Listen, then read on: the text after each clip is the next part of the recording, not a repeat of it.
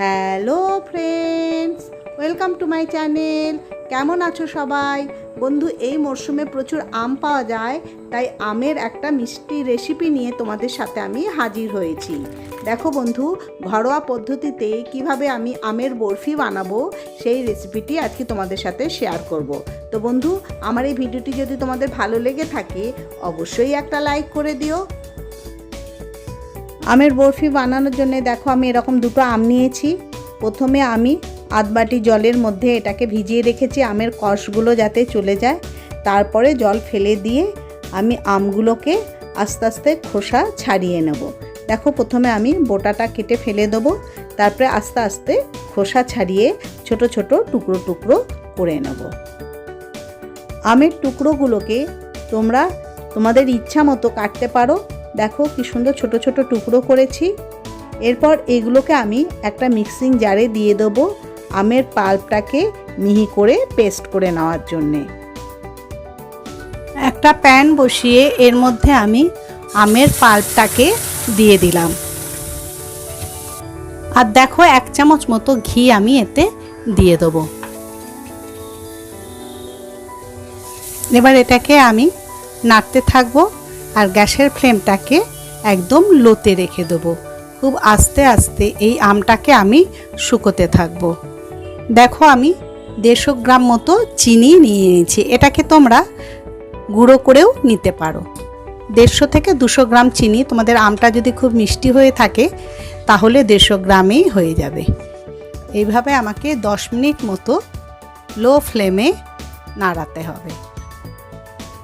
দেখো 3 মিনিট বাদে আমের রসটা কতটা শুকিয়ে এসছে, বেশ ঘন হয়েছে, বেশ আমের ক্ষীর ক্ষীর হয়েছে। এবার আমি 1 কাপ মতো দুধ দিয়ে দেবো। তারপরে এটাকে খুব ভালো করে নাড়তে থাকবো যেন কোনো লাম্প এর মধ্যে না হয়। দেখো দুধটা বেশ মিশে গেছে এর মধ্যে। আমাদের কিন্তু গ্যাসের ফ্লেমটা একদম কম রেখে এইভাবে নাড়তে হবে। দেখো অনেকটাই আস্তে আস্তে শুকিয়ে আসছে এবং সাইডগুলোতে লেগে লেগে যাচ্ছে। আমি একটু সামান্য ফুড কালার দিয়ে দেবো। এটা অপশনাল, তোমরা চাইলে দিতেও পারো আবার নাও দিতে পারো। আসলে আমের বরফি হবে তো রঙটা একটু আমের মতো হলে দেখতে ভালো লাগে। এবার আমি দুধে মেশানো জাফরানটাকে দিয়ে দেবো। 1/2 চামচেরও কম দিয়ে দেবো এলাচের গুঁড়ো।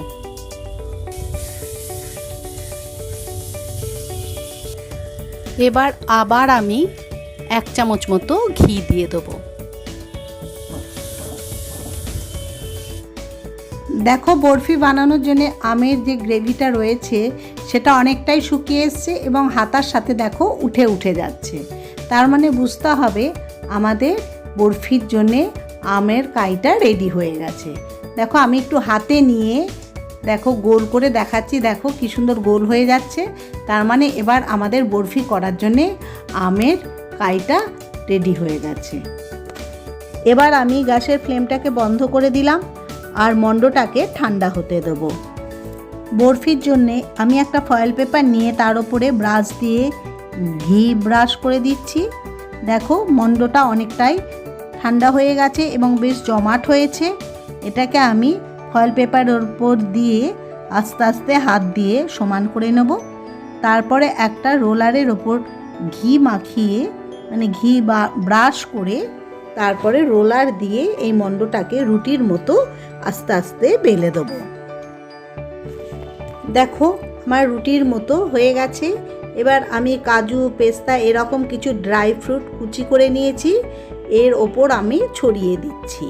দেখো এইভাবে গোল করে আমি ছড়িয়ে দেবো। দেখতে কত লোভনীয় হয়েছে। এরপরে আমি আস্তে আস্তে এটাকে রোল করতে থাকবো। দেখো ফয়েল পেপারটাকে ওপরে দিয়ে এই টেকনিকে আমি আস্তে আস্তে ঠেলে ঠেলে গোল করতে থাকবো। দেখো আস্তে আস্তে ফয়েলটাকে আমি ওপরে দিয়ে দিচ্ছি আর কি সুন্দর গোল হয়ে যাচ্ছে। একদম পুরো আমাকে এটা রোল করতে হবে। দেখো এইভাবে করতে করতে একটা সময় কি সুন্দর রোল তৈরি হয়ে গেছে। এবার আমি এই ফয়েল পেপারটাকেই এই রোলটার ওপর ভালোভাবে মুড়িয়ে রেখে দেবো 20 থেকে 25 মিনিটের জন্যে। পুরোপুরি ঠান্ডা হলে এটাকে আমি কেটে দেবো। 20 মিনিট বাদে এটা পুরোপুরি ঠান্ডা হয়ে গেছে। এবার আস্তে আস্তে আমি ফয়েলটাকে খুলে ফেলে দেবো। তারপর এই রোলটাকে একটা ছুরির সাহায্যে আস্তে আস্তে আমি কেটে নেব। দেখো বন্ধুরা, ছুরি দিয়ে আমি বরফিটাকে কেটে নিচ্ছি। দেখো কি সুন্দর বরফি তৈরি হয়েছে। তোমাদের আবার দেখিয়ে দিই, আমি এইভাবে আস্তে আস্তে একটা একটা করে বরফি আমি কেটে নিচ্ছি এবং খুব সুন্দর বরফি তৈরি হয়েছে। ভেতরে ড্রাই ফ্রুটগুলো দেখা যাচ্ছে, তোমরা নিশ্চয়ই দেখতে পাচ্ছ। এইভাবে এক এক করে আমি সমস্ত বরফি কেটে নেব। দেখো আমি একটা ট্রেতে সাজিয়ে নিয়েছি, দেখতে কত সুন্দর হয়েছে এবং খুব লোভনীয় হয়েছে।